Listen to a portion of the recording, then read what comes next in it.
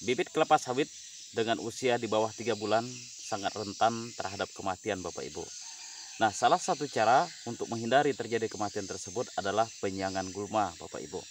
Jadi penyiangan gulma di dalam baby bag atau dalam polybag kelapa sawit itu sangat diperlukan ketika kita melakukan pembibitan kelapa sawit. Nah, berapa kali perlakuan penyiangan gulma dalam 1 bulan dan bagaimana caranya Bapak Ibu? Mari kita simak video berikut ini.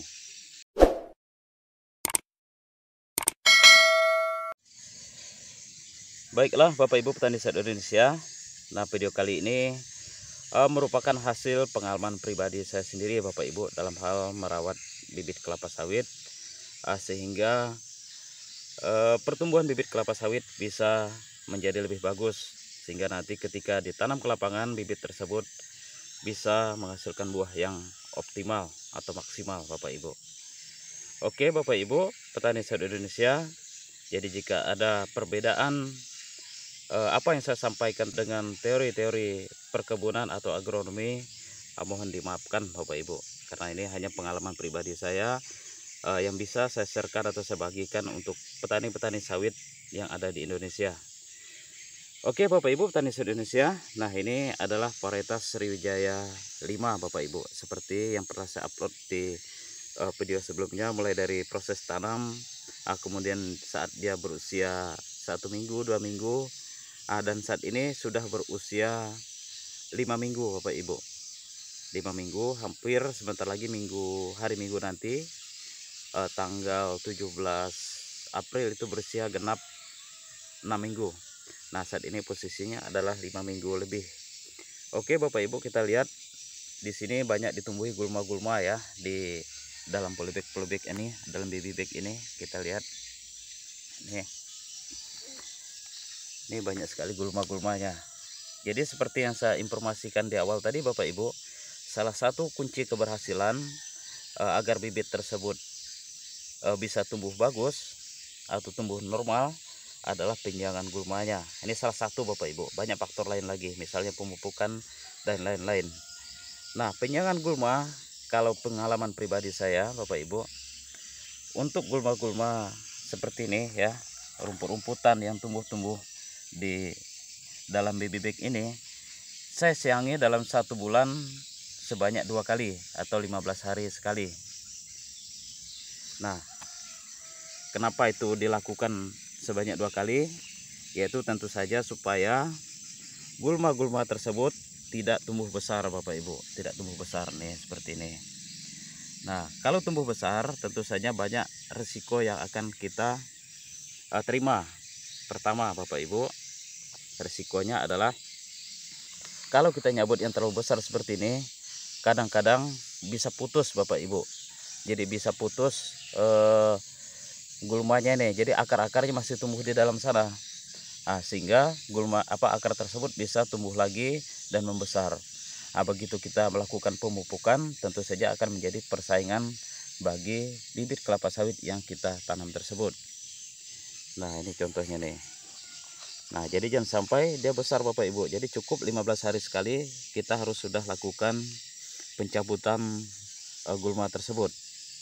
Nah, yang kedua Bapak Ibu, kenapa dia harus dilakukan 2 kali dalam 1 bulan tersebut?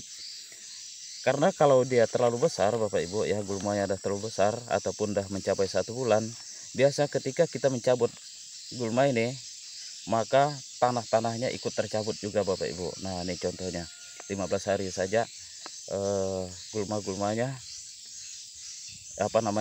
gulma tersebut, tanah yang ada di gulma ini bisa tercabut sehingga bisa mengganggu ini isi tanah yang ada di baby bag ini, sehingga perakaran tanaman ini, perakaran sawit ini bisa rusak juga Bapak Ibu ya.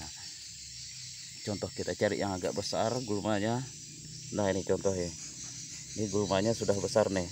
Kalau kita cabut biasanya tanah-tanah ini jadi terbongkar Bapak Ibu. Ini contohnya ya, jadi terbongkar dan agak sulit kita mencabutnya. Sehingga dikhawatirkan nanti di sini tanah yang ada di dalam baby bag ini bisa hancur atau media tanamnya bisa hancur dan berakibat akar-akar ini ada yang tertarik. Itu yang kita khawatirkan Bapak Ibu, karena memang kalau bibit kelapa sawit di bawah 3 bulan memang sangat rawan Bapak Ibu.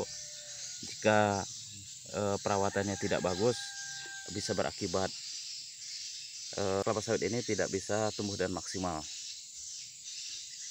Jadi kesimpulannya Bapak Ibu, berdasarkan pengalaman pribadi saya, untuk mencabut gulma yang ada di dalam baby bag ini sebaiknya lakukan dalam 1 bulan itu 2 kali. Itu Bapak Ibu. Kemudian cara. Nah, yang kedua adalah cara. Ini juga berdasarkan pengalaman pribadi saya. Jadi untuk mencabut gulma yang ada di dalam baby bag ataupun poly bag, kita harus melakukan pencabutan secara manual ya. Pencabutan secara manual, tidak boleh dilakukan penyemprotan. Nah, tentu saja ini sangat bisa kita pahami Bapak Ibu. Ketika kita semprotkan, tentu saja tanaman ini atau bibit-bibit yang sudah tumbuh ini bisa keracunan. Jadi tetap harus dilakukan pencabutan secara manual. Nah, bagaimana caranya Bapak Ibu? Caranya seperti ini aja ya, kita cabut seperti ini manual ya. Jadi sekali lagi tidak perlu kita lakukan pencabutan secara kimiawi atau disemprot, tidak boleh.